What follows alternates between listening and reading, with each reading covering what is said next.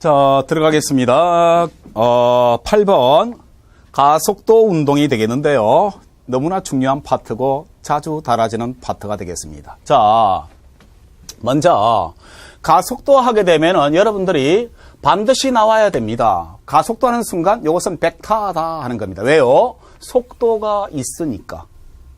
그래서 벡터 하게 되면은 방향하게 되는데 이 방향의 개념을 여러분들이 반드시 기억을 하셔야 되겠습니다. 해서 물체의 속도가 시시각각 변할 때 하는 것인데 한번 보겠습니다. 맨 처음 속도의 크기가 변할 때 하는 겁니다.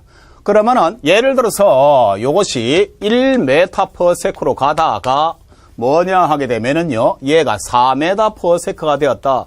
부끄럽습니다. 그러면은요, 요 사이가 1초 경과해버렸다 하게 되면은 방향은 변하지 않았지만 크기가 변했다라고 해요. 가속도 운동이다. 대표적인 케이스 원운동입니다. 어떤 물체가 원운동을 했을 때 빠르기는 변하지 않는데 방향이 시시각각 변해가지요. 가속도 운동입니다. 이러면서 나중에 원운동 나오게 될 텐데 원운동에서 가속도 운동을 우리가 구심 가속도 운동이다라고 하는데 대표적인 케이스가 크기가 변하는 경우도 있고 방향이 변하는 경우도 있습니다. 해서 먼저 크기가 이렇게 변했을 때 가속도 운동이다라고 해요.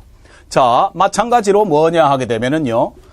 두 번째, 속도의 방향이 변할 때 하는 겁니다. 얘가 예를 들어서 1m/s로 가다가 요렇게 1m/s로 가버렸습니다. 경과 시간이 1초라 할게요. 마찬가지로 이번에는 크기는 변하지 않았지만 방향이 바뀌어버렸지요. 마찬가지 가속도 운동이다라고 부르고 한 번 더 할게요. 세 번째, 속도의 크기와 방향이 동시에 다 변하는 경우. 요것은 우리가 이제 타원 운동을 하게 되는데 이 운동은 즉 다시 말해서 어떤 물체가 요렇게 운동하는 경우 혹은 어떤 물체가 요렇게 운동하는 경우 요것은 크기와 방향이 다 변하는 운동이다라고 나타내는데 요것은 거의 다루지 않습니다. 우리가 다루고자 하는 내용들은 요 두 가지 내용을 가지고 장난을 치게 되는데 특히 요 경우는 요 경우는 직선에서 표시를 하게 되는데 평면에서도 다양하게 표시가 되더라 하는 겁니다. 해서 이것을 나타내게 되면은 예를 들어 볼게요. 다양하게 일단 가속도 하게 되면은 벡터라는 것을 반드시 기억을 하셔야 되고 그러면은요 이것을 어떻게 약속을 하는가 하게 되면은 가속도의 크기라는 것은 단위 시간이라는 것은 무슨 말이냐 하게 되면은 시간이 있을 때 기준 1로 잡겠다는 뜻이에요. 그래서 단위 시간 동안의 속도 변화량으로 나타내는데 가속도 A 하게 되면은 이것은 T분의 V-V0로 표시하고 이것은 나중 속도를 의미합니다. 속도 하게 되면 중요한 겁니다. 벡터다 하는 겁니다. 마찬가지로 이것은 처음 속도가 된다 하는 얘기죠. 그러면 단위가 m/s 제곱으로 쓰는데 이것은 조금 있다가 다양하게 쓰기 때문에 유도를 다시 한번 더 해보겠습니다. 해서 이것은 소요 시간이다라고 표시하는데 가속도를 이렇게 표시를 해요. 그러면은요 다시 한번 더 이것을 예쁘게 PPT로 보겠습니다. 이렇게 쓸 수 있다. 가속도 A라는 것은 T분의 나중 속도 빼기 처음 속도로 표시할 수 있다는 겁니다. 자, 이것은 우리가 다양하게 쓸 수가 있는데 일반적으로 쓰는 유형은 직선, 평면인 경우에는 여기서 이 속도의 개념으로 반드시 설명이 되어야 된다는 겁니다. 그럼 예를 들어 볼게요. 간단하게 2m/s로 가다가 3초가 흘렀는데 부끄럽습니다. 5m/s가 되었다. 풀어봐라 하는 겁니다. 근데 이런 것은 거의 시험에서 잘 다루지 않고 학교 내신에서 달아질 수 있는 유형입니다. 가속도에 하게 되면은 그냥 3분의 5 빼기 2 해가지고 이것은 1m/s 제곱이다 라고 표시를 합니다. 왜요? 일단 간단하게 표시할게요. 속도의 단위가 m/s고 그 다음에 시간의 단위가 세크니까 이것은 뭐냐 하게 되면요. 메타 나누기 세크에다가 세크와 같습니다. 요건 요거와 같지요. 올라가게 되면은 단위가 나중에 해줄 겁니다. 단위가 m/s 제곱의 형태가 만들어지되 해서 이러한 기본 형태의 식 반드시 암기해야 되니까 여러분들 책에 보게 되면은요. 가속도 A라는 것은 델타 T분의 델타 V라고 쓰기도 하고 혹은 T분의 V 마이너스 V0로 쓰기도 하는데 속도 변화가 여러분들이 앞에서 배웠던 속도 차 개념입니다. 그래서 벡터 차 개념이 들어갈 것이다 하는 거예요. 다시 한 번 더 할게요. 자, 한 번 더. 요것이 어떻게 변화가 되는 거 하게 되면은요. 가속도의 방향, 요것은 진짜로 자주 달라지는 핵심 파트가 되겠는데 가속도의 방향이라는 것은 속도 변화량의 방향이다 하는 겁니다. 그러면 속도 변화라는 것은 나중 속도에서 처음 속도로 뺄게 하는 겁니다. 그러면은 또 해보겠습니다. 이것은 뭐가 되겠습니까? 델타 V라는 것은 V 나중 빼기 뭐라고 칠 수 있나 하게 되면은 마이너스 V 처음이라고 고칠 수가 있다 하는 겁니다. 그러면은요. 속도 변화량의 방향이 직선이면은 방향이 변하지 않기 때문에 그냥 쓰지만 평면이다 하게 되면은 벡터차 개념을 그대로 적용을 하겠다는 의미예요. 그러면은요. 대표적인 케이스가 가장 많이 틀리는 게 뭐냐 하게 되면은 요런 경우죠. 만약에 얘가 10m/s로 가다가 요렇게 10m/s가 되었습니다. 그리고는 그냥 간단하게 90도로 할게요.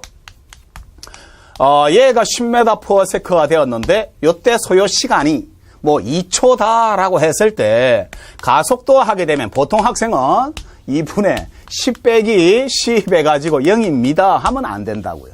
반드시 뭐냐 하게 되면은 얘가 방향을 가지고 있는 벡터더라 하는 겁니다. 그래서 정확하게 계산을 하게 되면은 A라는 것은 소요 시간이 2초가 됐고요. 속도 변화가 그러면은 다시 한 번 더 고쳐버리면 뭐가 되겠습니까? 똑같은 방법으로 요것은 나중 속도가 10m/s가 이렇게 되는데 처음 속도의 방향을 반대로 하는 것과 같습니다. 얘가 이렇게 되는 거예요. 그러면 얘가 10m/s가 된다는 뜻이지요. 그랬을 때 속도 변화량은 얼마냐? 요렇게 된다는 얘기예요. 그래서 얘가 10루트2가 되므로 얘가 속도 변화량이기 때문에 속도 변화량이 10루트2로 적용을 해서 얘가 5루트2 m/s 제곱이라 써야 정답이라고요. 아니 괜찮고 실제적으로 여러분들이 일반 물리학에서는 이렇게 설명하지 않습니다. 즉 다시 말해서 가속도 방향 하게 되면 F라는 것은 얘가 ma다. 힘과 가속도와 무슨 관계? 비례관계. 그러면 힘의 방향이 가속도 방향 끝 해가 넘어가 버립니다. 그러면은 얘를 간단히 일반 물리학을 잠깐 보여주는 겁니다. 설명하는 방법이 완전히 달라요. 그래서 여기서 잡혀 있어도 상관없고 거기서 진도 나가는 방향대로 나가도 상관없습니다. 실제 국가기관에서 시험 쳤던 문제 유형을 보게 되면은 이렇게 나옵니다. 사람이 돌멩이 하나를 던졌더니 날아갔다. 그래놓고 맨 처음 문제가 여기 나왔습니다. 여기서 가속도의 방향은 하는 겁니다. 그래놓고 여기다가 요 방향이냐, 요 방향이냐, 요 방향이냐, 요 방향이냐, 뭐 요 방향이냐라고 뭐 1번, 2번, 3번, 4번, 5번 하는 겁니다. 했을 때 답은 5번이 돼요. 자, 그래서 이것을 중력장이다라고 하게 되면 중력은 어디로? 아랫방향으로 작용하지요. 맞습니까? 그러니까 힘이 가속도에 비례하니까 뭐예요? 5번 그냥 나와도 되는데 정석으로 우리가 배운 대로 해본다면은 어떻게 되는 거 하게 되면은요. 어떤 물체를 던졌을 때에 그러면은 처음 속도는 클 것이다. 나중 속도는 작지요. 그러면은 얘가 처음 속도고 괜찮고요. 얘가 나중 속도가 되겠습니다. 처음 속도의 방향을 반대로 하면 이렇게 되겠지요. 자, 속도 변화라는 것은 얘가 V-V0 쓸 수가 있어요. 한 번 더 써버리면은 V 플러스 마이너스 V0가 될 수 있다 하는 거예요. 지금 원론적으로 증명을 해주는 것인데 이건 나중에는 빨리 가야 되니까 제 방법이 일반 물리에서 하는 방법이 훨씬 쉽습니다. 지금은 개념을 확실히 잡자는 뜻이에요. 자, 그래서 처음 속도의 방향을 반대로 한 요것을 평행이동하게 되면은요, 요것을 평행이동해 가면은 요렇게 나온다고요. 그러면은 얘가 처음 속도의 방향을 반대로 했는데 요거와 평행한 선을 딱 그어버리면은요. 항상 어디에서나 중력 방향이 나오게 되어 있습니다. 항상 그리면은. 그런데 요렇게 할 시간이 없습니다. 자, 그래서 이제 나중에 여기에서 그래도 또 틀리니까 여기에서 나중에 다 틀리니까 세 개 다 동시에 준워놓고 찾아라 나오더라고요. 그래서 개념을 정확히 알아놓게 되면은 내가 이렇게 설명하든 힘으로 설명하든 상관없이 찾아낼 수 있겠더라 하는 겁니다. 다시 괜찮고요. 여기서 속도 변화량의 방향이 가속도 방향이다. 즉 다시 말해서 A라는 것이 T분의 델타 V인데 얘는 스칼라입니다. 상관없고 그러면 요 방향이 즉 가속도 방향이다 하는 겁니다. 그래서 속도 변화를 계산하면 얘가 V 마이너스 V0인데 한 번 더 직선이면 상관없고 평면이면 그대로 가라. V 플러스 마이너스 V0다. 처음 속도의 방향을 반대로 해서 나중 속도와 더하라. 벡터차 개념이 또 적용이 됐더라는 것을 말씀드리고 있는 중이 되겠습니다. 자, 실제 예를 한번 들어볼게요. 무슨 말이냐 하게 되면은요, 평면이면, 자, 보십시오. 평면이면 속도의 방향은 지정하거나 혹은, 사계주로, 즉, 직교 좌표로 표시를 해줘서 나타내는 게 정상이고요. 직선이면 처음 속도의 방향이 플러스로 해서 끝내버립니다. 직선이면 방향이 변하지 않으니까. 그냥 빼기가 마이너스의 개념으로 그냥 써버리는데, 만약에 평면인 같은 경우에 즉 벡터의 차로 표시했을 때 플러스 마이너스로 표시를 해버리면은 그걸 갈로 안에 이어가지고 표시한 그러한 값들은 여러분들이 반드시 벡터차 개념을 쓰더라는 것을 기억하시면 되겠습니다. 자, 예를 한번 들어볼게요.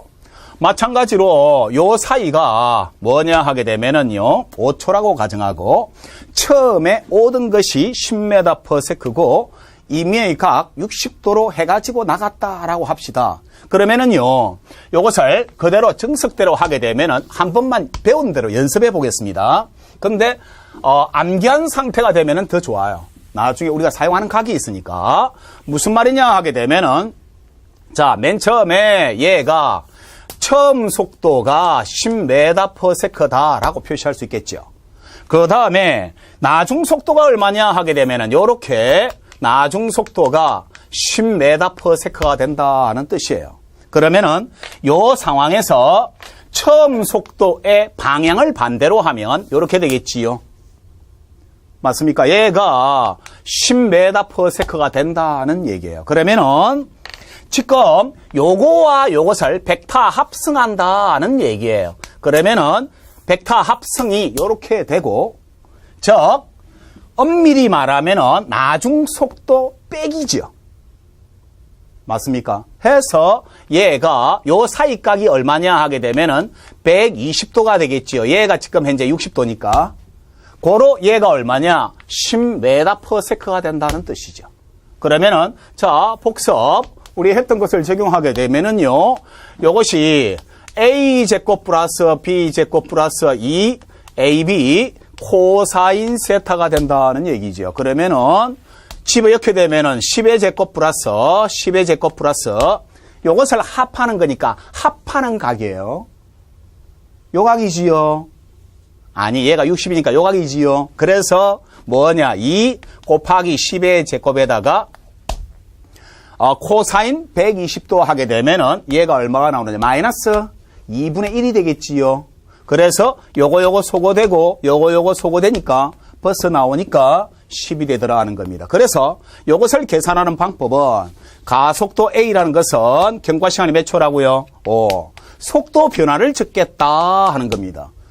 속도 그냥 차가 빼기가 아니고 벡터니까 얘가 얼마라고요? 10 해서 가속도가 2m/s 제곱이 된다는 얘기예요. 됐습니까? 해서 여러분들 그 설명된 바와 같이 이 자동차의 가속도라는 것은 2m/s 제곱으로 표시할 수가 있겠더라는 것이죠.